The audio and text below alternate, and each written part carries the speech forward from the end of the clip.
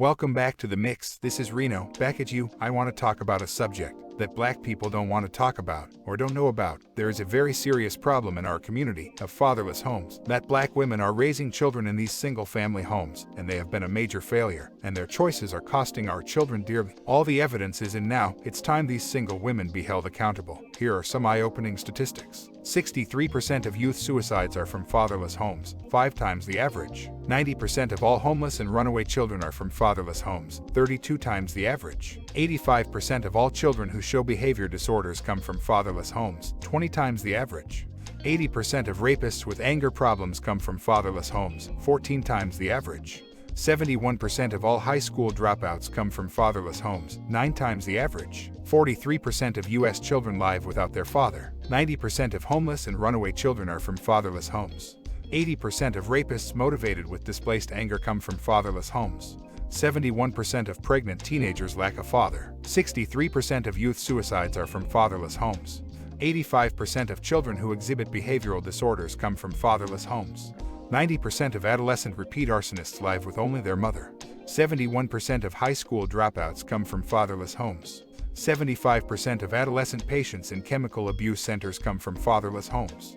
70% of juveniles in state-operated institutions have no father. 85% of youths in prisons grew up in a fatherless home.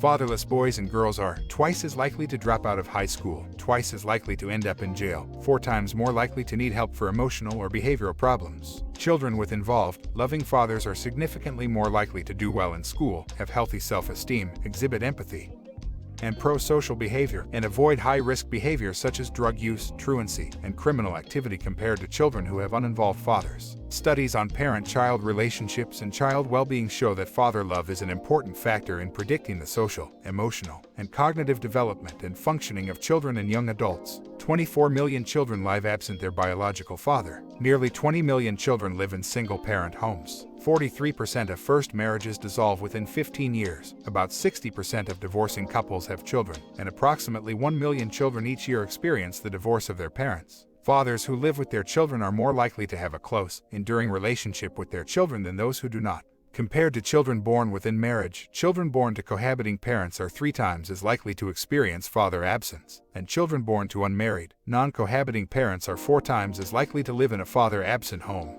About 40% of children in father-absent homes have not seen their father at all during the past year. 26% of absent fathers live in a different state than their children, and 50% of children living absent their father have never set foot in their father's home. Children who live absent their biological fathers are, on average, at least 2 to 3 times more likely to be poor, to use drugs, to experience educational, health, emotional, and behavioral problems, to be victims of child abuse, and to engage in criminal behavior than their peers who live with their married, biological parents. Read through the megazillion words on class, income mobility, and poverty in the recent New York Times series Class Matters, and you still won't grasp 2 of the most basic truths on the subject. 1. Entrenched, multigenerational poverty is largely black, and 2. It is intricately intertwined with the collapse of the nuclear family in the inner city. By now, these facts shouldn't be hard to grasp. Almost 70% of black children are born to single mothers. Those mothers are far more likely than married mothers to be poor, even after a post-welfare reform decline in child poverty. They are also more likely to pass that poverty on to their children. Sophisticates often try to dodge the implications of this bleak reality by shrugging that single motherhood is an inescapable fact of modern life, affecting everyone from the Bobo Murphy Browns to the ghetto baby mamas. Not so, it is a largely low-income and disproportionately black phenomenon.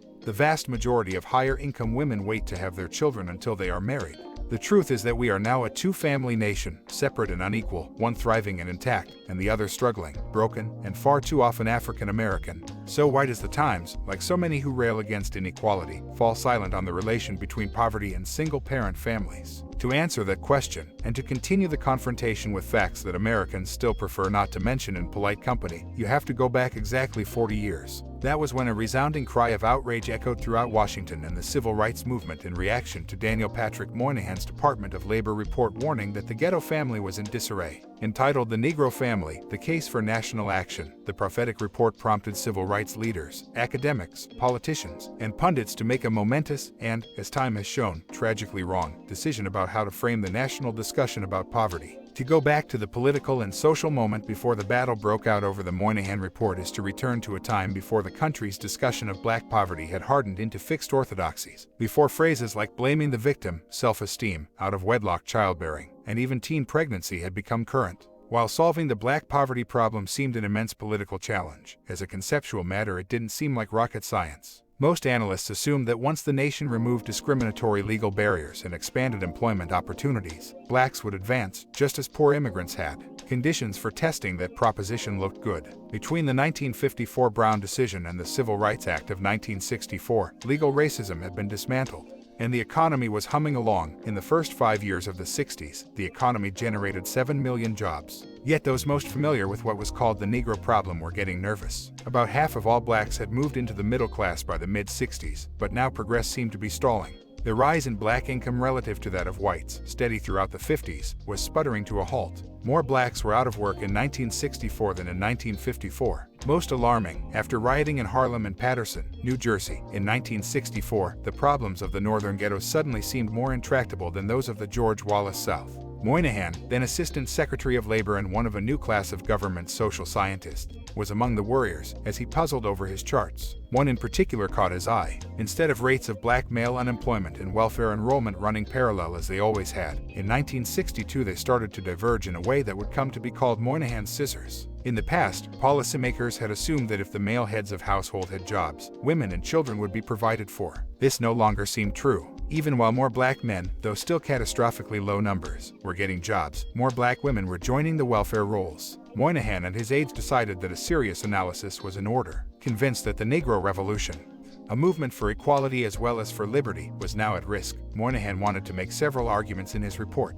The first was empirical and would quickly become indisputable. Single-parent families were on the rise in the ghetto. But other points were more speculative and sparked a partisan dispute that has lasted to this day. Moynihan argued that the rise in single-mother families was not due to a lack of jobs but rather to a destructive vein in ghetto culture that could be traced back to slavery and Jim Crow discrimination. Though black sociologist E. Franklin Frazier had already introduced the idea in the 1930s, Moynihan's argument defied conventional social science wisdom. As he wrote later, the work began in the most orthodox setting, the U.S. Department of Labor, to establish at some level of statistical conciseness what everyone knew, that economic conditions determine social conditions. Whereupon, it turned out that what everyone knew was evidently not so. But Moynihan went much further than merely overthrowing familiar explanations about the cause of poverty. He also described, through pages of disquieting charts and graphs, the emergence of a tangle of pathology, including delinquency, joblessness, school failure, crime, and fatherlessness that characterized ghetto, or what would come to be called underclass, behavior. Moynihan may have borrowed the term pathology from Kenneth Clark's The Dark Ghetto, also published that year. But as both a descendant and a scholar of what he called the wild Irish slums, he had written a chapter on the poor Irish in the classic Beyond the Melting Pot. The Assistant Secretary of Labor was no stranger to ghetto self-destruction. He knew the dangers it posed to the basic socializing unit of the family, and he suspected that the risks were magnified in the case of blacks, since their matriarchal family had the effect of abandoning men, leaving them adrift and alienated. More than most social scientists, Moynihan, steeped in history and anthropology, understood what families do. They shape their children's character and ability, he wrote. By and large, adult conduct in society is learned as a child. What children learned in the disorganized home of the ghetto, as he described through his forest of graphs, was that adults do not finish school, get jobs, or, in the case of men, take care of their children or obey the law. Marriage, on the other hand, provides a stable home for children to learn common virtues. Implicit in Moynihan's analysis was that marriage orients men and women toward the future, asking them not just to commit to each other but to plan, to earn, to save, and to devote themselves to advancing their children's prospects. Single mothers in the ghetto, on the other hand, tended to drift into pregnancy, often more than once and by more than one man, and to float through the chaos around them. Such mothers are unlikely to shape their children's character and ability in ways that lead to upward mobility. Separate and unequal families, in other words, meant that blacks would have their liberty, but that they would be strangers to equality. Hence Moynihan's conclusion, a national effort towards the problems of Negro Americans must be directed towards the question of family structure. Astonishingly, even for that surprising time, the Johnson administration agreed. Prompted by Moynihan's still unpublished study, Johnson delivered a speech at the Howard University commencement that called for the next and more profound stage of the battle for civil rights. The president began his speech with the era's conventional civil rights language, condemning inequality and calling for more funding of medical care, training, and education for Negroes. But he also broke into new territory, analyzing the family problem with what strikes the contemporary ear as shocking candor.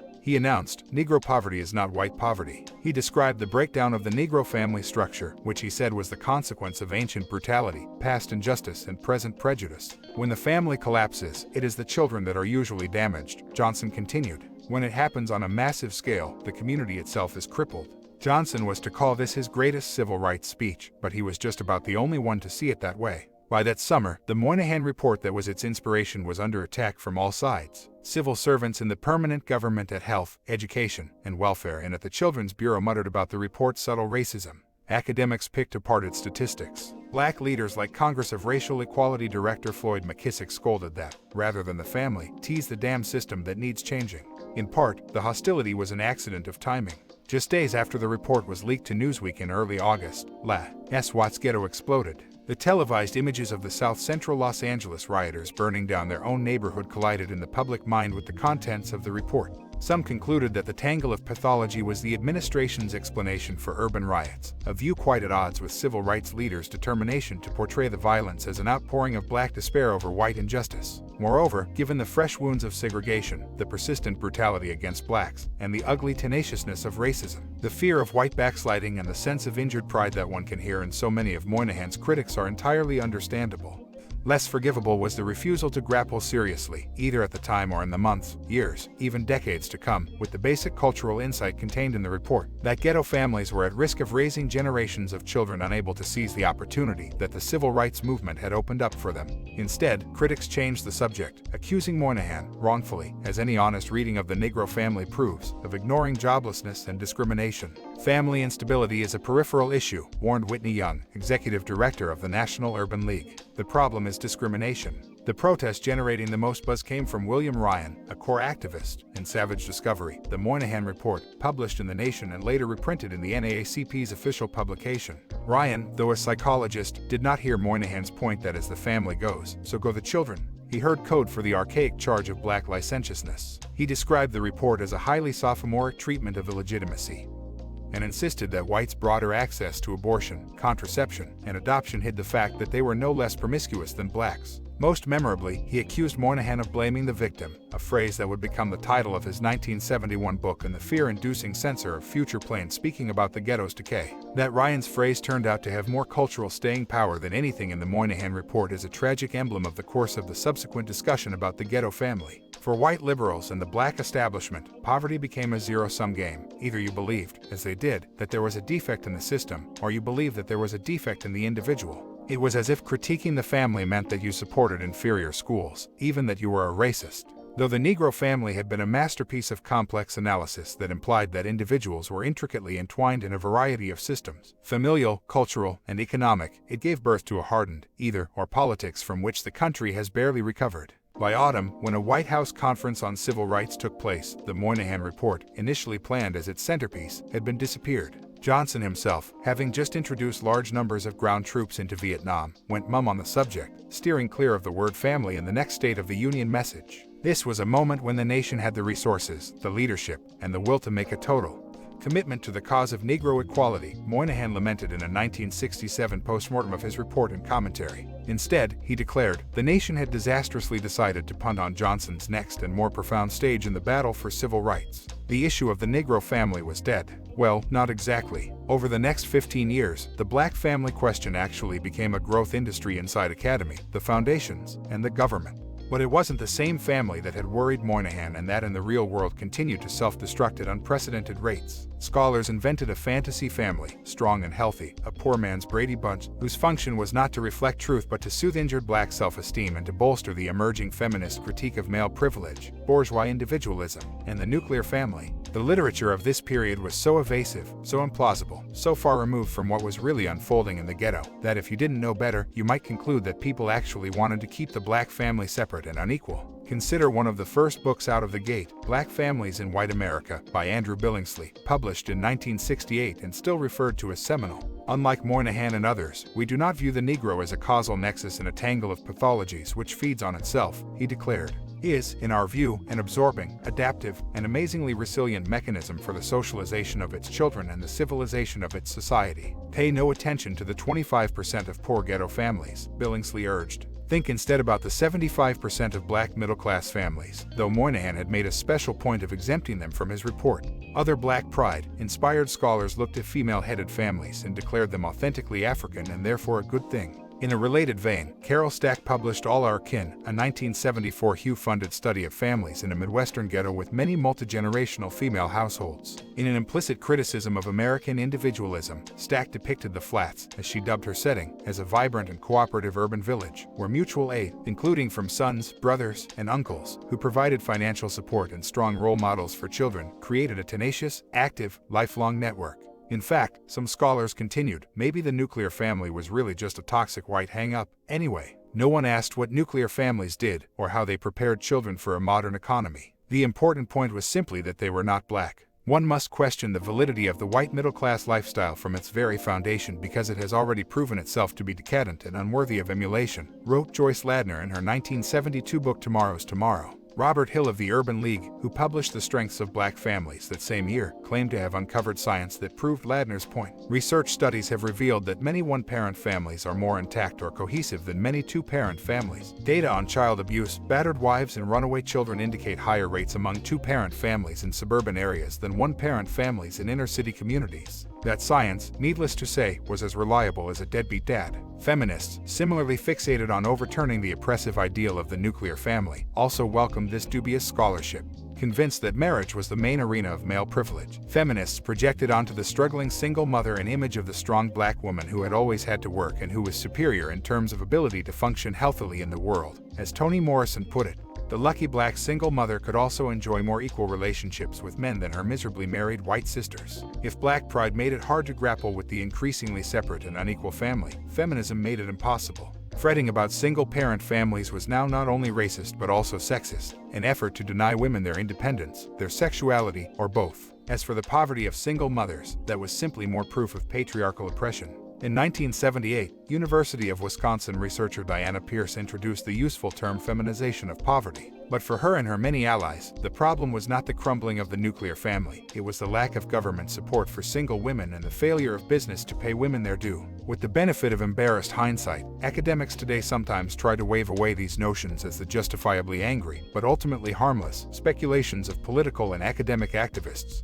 The depth and influence of the radicalism of the late 1960s and early 1970s are often exaggerated. Historian Stephanie Coontz writes in her new book, Marriage, A History, From Obedience to Intimacy, or How Love Conquered Marriage. This is pure revisionism. The radical delegitimation of the family was so pervasive that even people at the center of power joined in. It made no difference that so many of these cheerleaders for single mothers had themselves spent their lives in traditional families and probably would rather have cut off an arm than seen their own unmarried daughters pushing strollers. Take, for instance, Supreme Court Justice William Brennan, who wrote a concurring assent in the 1977 Moore v. City of East Cleveland decision. The case concerned a woman and her grandson evicted from a housing project following a city ordinance that defined family as parents, or parent, and their own children. Brennan did not simply agree that the court should rule in favor of the grandmother, a perfectly reasonable position. He also assured the court that the extended family has many strengths not shared by the nuclear family. Relying on Robert Hill's science, he declared that delinquency, addiction, crime, neurotic disabilities, and mental illness were more prevalent in societies where autonomous nuclear families prevail, a conclusion that would have bewildered the writers of the Constitution that Brennan was supposedly interpreting. In its bumbling way and with far-reaching political consequences, the executive branch also offered warm greetings to the single-parent family. Alert to growing apprehension about the state of the American family during his 1976 presidential campaign, Jimmy Carter had promised a conference on the subject. Clearly less concerned with conditions in the ghetto than with satisfying feminist advocates, the administration named a black single mother to lead the event, occasioning an outcry from conservatives. By 1980, when it finally convened after numerous postponements, the White House Conference on the Family had morphed into the White House Conference on Families to signal that all family forms were equal. Instead of the political victory for moderate Democrats that Carter had expected, the conference galvanized religious conservatives. Later, conservative heavyweight Paul Weyrich observed that the Carter Conference marked the moment when religious activists moved in force into Republican politics. Doubtless they were also more energized by their own issues of feminism and gay rights than by what was happening in the ghetto. But their new rallying cry of family values nonetheless became a political dividing line, with unhappy fallout for liberals for years to come. Meanwhile, the partisans of single motherhood got a perfect chance to test their theories, since the urban ghettos were fast turning into nuclear family-free zones. Indeed, by 1980, 15 years after the Negro family, the out-of-wedlock birth rate among blacks had more than doubled to 56%. In the ghetto, that number was considerably higher, as high as 66% in New York City. Many experts comforted themselves by pointing out that white mothers were also beginning to forego marriage, but the truth was that only 9% of white births occurred out of wedlock. And how was the black single-parent family doing? It would be fair to say that it had not been exhibiting the strengths of kinship networks. According to numbers crunched by Moynihan and economist Paul Offner, of the black children born between 1967 and 1969, 72% received aid to families with dependent children before the age of 18. School dropout rates, delinquency, and crime, among the other dysfunctions that Moynihan had warned about, were rising in the cities. In short, the 15 years since the report was written had witnessed both the birth of millions of fatherless babies and the entrenchment of an underclass. Liberal advocates had two main ways of dodging the subject of family collapse while still addressing its increasingly alarming fallout. The first, largely the creation of Marian Wright Edelman, who in 1973 founded the Children's Defense Fund, was to talk about children not as the offspring of individual mothers and fathers responsible for rearing them, but as an oppressed class living in generic, nebulous, and never-to-be-analyzed families. Framing the problem of ghetto children in this way, CDF was able to mount a powerful case for a host of services, from prenatal care to daycare to housing subsidies, in the name of children's developmental needs, which did not seem to include either a stable domestic life or, for that matter, fathers. Advocates like Edelman might not have viewed the collapsing ghetto family as a welcome occurrence, but they treated it as a kind of natural event, like drought, beyond human control and judgment. As recently as a year ago, marking the 40th anniversary of the Civil Rights Act, CDF announced on its website, in 2004 it is morally and economically indefensible that a black preschool child is 3 times as likely to depend solely on a mother's earnings. This may strike many as a pretty good argument for addressing the prevalence of black single-mother families, but in CDF speak it is a case for federal natural disaster relief. The Children's Defense Fund was only the best-known child advocacy group to impose a gag rule on the role of fatherless families in the plight of its putative constituents. The Carnegie Corporation followed suit. In 1977, it published a highly influential report by Kenneth Keniston called All Our Children, The American Family Under Pressure. It makes an obligatory nod toward the family's role in raising children, before calling for a cut in unemployment, a federal job guarantee, national health insurance, affirmative action, and a host of other children's programs. In a review and commentary, Nathan Glazer noted ruefully that All Our Children was part of a recent spate of books and articles on the subject of the family have had little if anything to say about the black family in particular, and the matter seems to have been permanently shelved. For that silence, children's advocates deserve much of the credit, or blame. The second way not to talk about what was happening to the ghetto family was to talk instead about teen pregnancy. In 1976, the Alan Guttmacher Institute, Planned Parenthood's research arm, published 11 Million Teenagers, What Can Be Done About the Epidemic of Adolescent Pregnancy in the United States. It was a report that launched 1,000 programs. In response to its alarms, Hugh Chief Joseph Califano helped push through the 1978 Adolescent Health Services and Pregnancy Prevention and Care Act, which funded groups providing services to pregnant adolescents and teen moms. Nonprofits, including the Center for Population Options, climbed on the bandwagon. The Ford and Robert Wood Johnson Foundations showered dollars on organizations that ran school-based health clinics. The Charles Stewart Mott Foundation set up the Too Early Childbearing Network. The Annie E. Casey Foundation sponsored a community strategy for reaching sexually active adolescents, and the Carnegie, Ford, and William T. Grant Foundations all started demonstration programs. There was just one small problem. There was no epidemic of teen pregnancy. There was an out-of-wedlock teen pregnancy epidemic. Teenagers had gotten pregnant at even higher rates in the past. The numbers had reached their zenith in the 1950s, and the 11 million teenagers cited in the Guttmacher report actually represented a decline in the rate of pregnant teens. Back in the day, however, when they found out they were pregnant, girls had either gotten married or given their babies up for adoption. Not this generation. They were used to seeing children growing up without fathers, and they felt no shame about arriving at the maternity ward with no rings on their fingers, even at 15. In the middle-class mind, however, no sane girl would want to have a baby at 15. Not that experts mouthing rhetoric about the oppressive patriarchal family would admit that there was anything wrong with that. That middle-class outlook, combined with post-Moynihan mendacity about the growing disconnect between ghetto childbearing and marriage, led the policy elites to frame what was really the broad cultural problem of separate and unequal families as a simple lack of reproductive services problem. Ergo, girls at risk must need sex education and contraceptive services. But the truth was that underclass girls often wanted to have babies. They didn't see it as a problem that they were young and unmarried. They did not follow the middle-class life script that read, protracted adolescence, college, first job, marriage, and only then children. They did not share the belief that children needed mature, educated mothers who would make their youngsters' development the center of their lives. Access to birth control couldn't change any of that. At any rate, failing to define the problem accurately, advocates were in no position to find the solution. Teen pregnancy not only failed to go down, despite all the public attention, the tens of millions of dollars, and the birth control pills that were thrown its way, it went up, peaking in 1990 at 117 pregnancies per 1,000 teenage girls, up from 105 per 1,000 in 1978, when the Guttmacher report was published. About 80% of those young girls who became mothers were single, and the vast majority would be poor. Throughout the 1980s, the inner city and the black family continued to unravel. Child poverty stayed close to 20%, hitting a high of 22.7% in 1993. Welfare dependency continued to rise, soaring from 2 million families in 1970 to 5 million by 1995.